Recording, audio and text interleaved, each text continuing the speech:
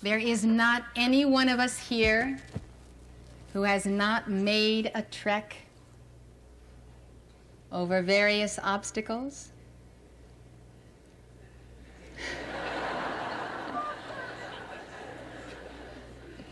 There is no one here who has not had to make a sacrifice to get here, to give up something, and perhaps something very cherished of the heart.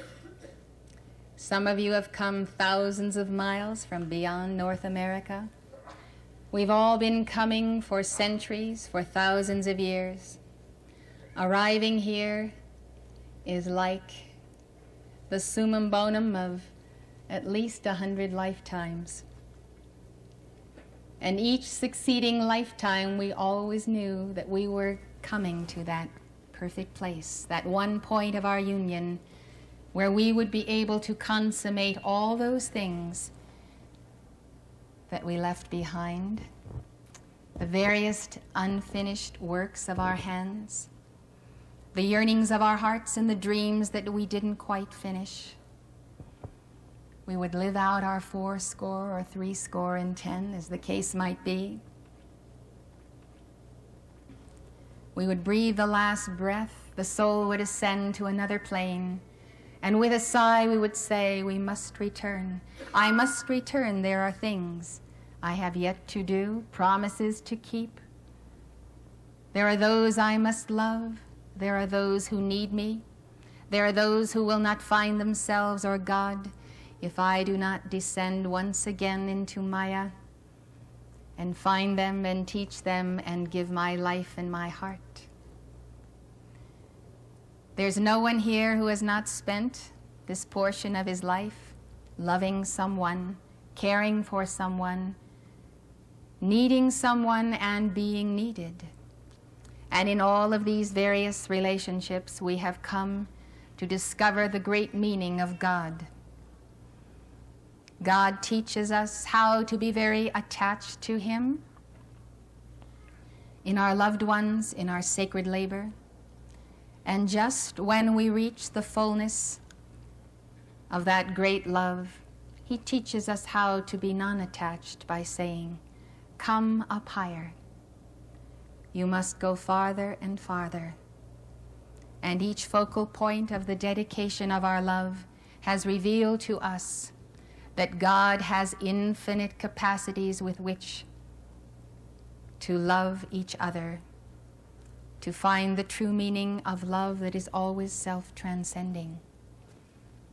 And so we have had meetings and partings on the way because we have had to remain steadfast to that diamond heart, the diamond glistening. I remember about 22 years ago, I had one little diamond that Morya himself had seen to it that I received through the hands of my own mother. And as I was going through the period of seeking and finding, I remember washing dishes one day and looking down through the suds, and that diamond was sparkling. And it gave me the great hope and the promise that I would arrive at the destination, even though my circumstances then seemed far, far from the goal of my heart. The stars twinkling in the night give us the same promise. But most of all, the diamond that God forges in our hearts, that we forge with Him, by our works, by our love, by our devotion, by the great discovery we have through one another of a greater and greater meaning of God. God is very personal in His impersonal law. For some people, it is a frightening experience to contemplate meeting the embodiment of God. We who have seen the archangels, the ascended masters, and the saints find it altogether understandable that God's word should incarnate, and that ultimately it is the destiny for each of us to be the embodiment of that spark of divinity and then the fullness of that mind which was in Christ Jesus, Gautama Buddha. when I began to think about all that El Morya means to me in the publishing of this wonderful book, I realized that my understanding of God has been revealed to me embodiment after embodiment because I have known El Morya. In so many lifetimes, he has been to me teacher and father, the great lover of my soul. And as I would look at him, and I would see the great virtues of Christ in him, I would understand this is God. And because he has the strength, the discipline, the will, and the great, great love to embody this virtue, so can I. I can overcome my doubt or my fear. I can be all that he is. And this is what El Morya has conveyed to me by his love, by his heart, by being next to me and near me in the flesh as a physical human being whose sweat I could see glistening upon his body in the great heat of the day. I had to see someone like me who was a saint. I had to see him laboring and struggling with the challenges of life, meeting and overcoming, listening to the voice of God, responding to the masters who came to him to deliver to him the message of the new race.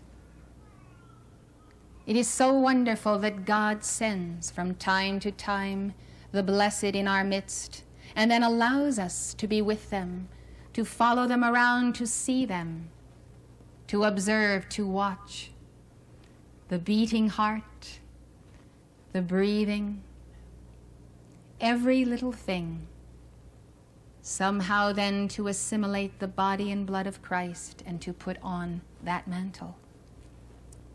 I have been with El Morya when he made his trek, called by God. The trek of El Morya is something on his heart this morning, because you have all made the trek of love. By obedience, you have followed the light of your heart.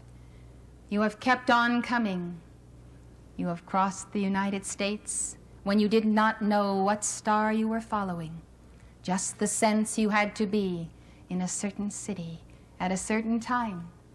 Some of you have been in places where I have been simultaneously and yet not contacted me outwardly until years later. And yet the great magnet of the heart of the will of God has produced this miracle of our being together. This is how it all began for El Morya in this particular lifetime, recorded in Genesis 12. Now the Lord had said unto Abram, Get thee out of thy country.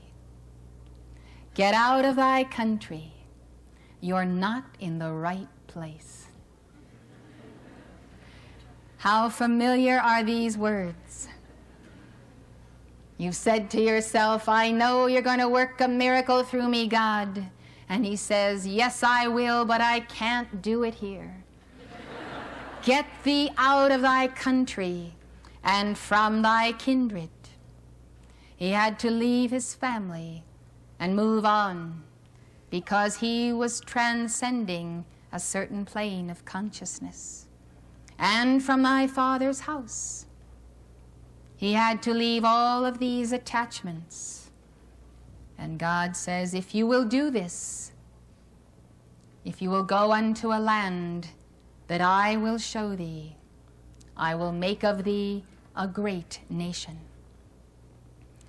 It's very amazing, isn't it, when we think in our personal life what it takes to leave country, kindred, and our Father's house. These initiations can be very intense, and some of you have been going through them for many embodiments. It is a sign of leaving the old karma, and we know that that karma cannot be left until it is balanced, and therefore the call does not come until it is lawful for us to leave because we have given all we could give of our life in that particular circumstance. And of course, there is great outcry. There is sorrow, there is weeping, there is wailing, there is concern, there is fear, when the son goes forth to make his way in life. Now, God didn't say, go to Los Angeles, go to Jerusalem.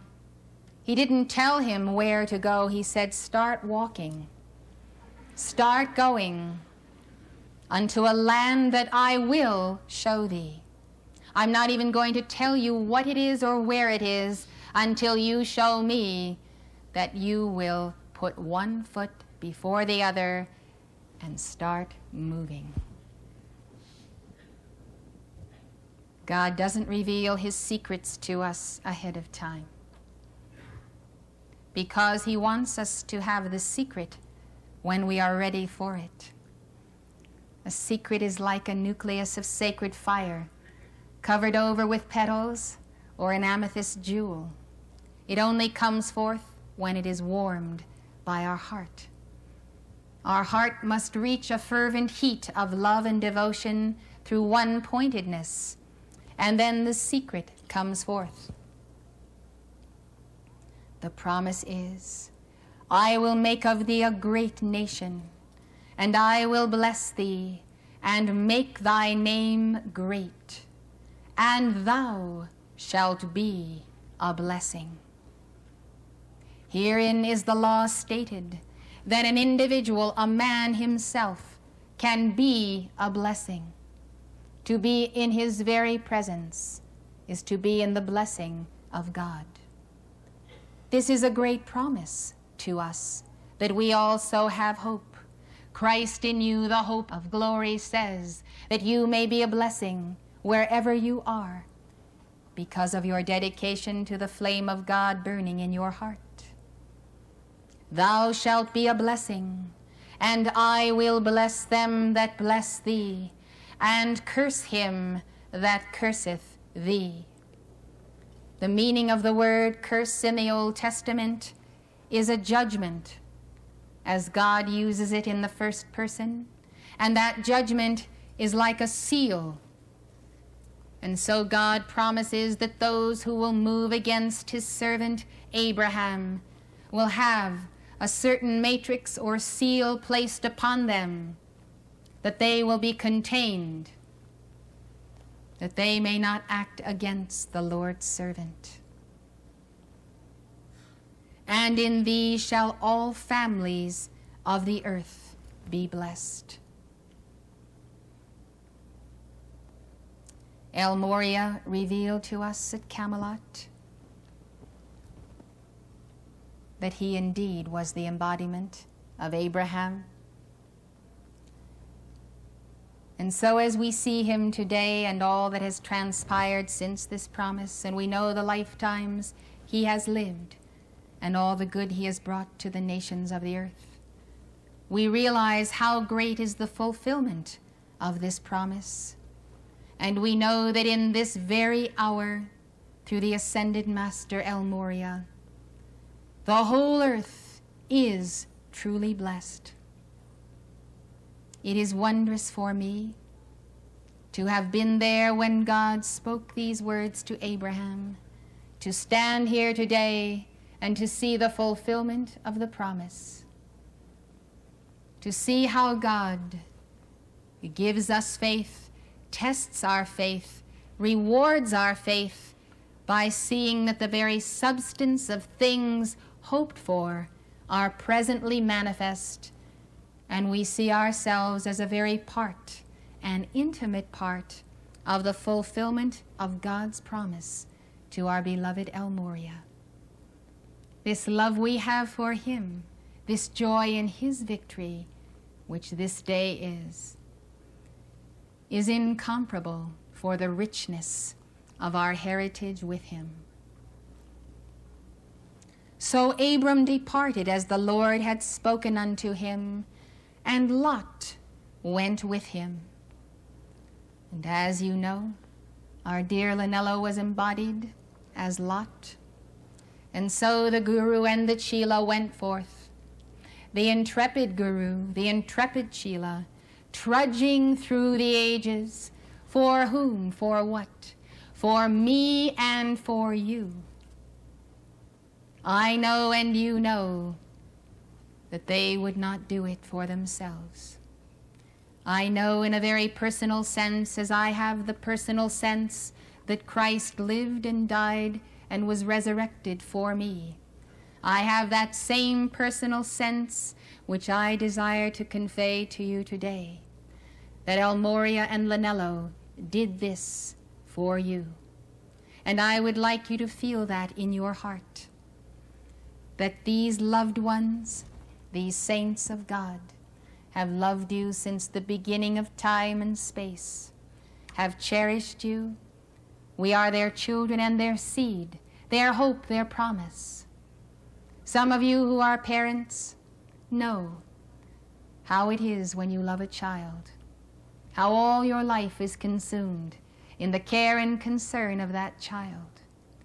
And somehow in being a parent or a teacher or a child yourself, you may glimpse how infinite is the love of these two souls for us.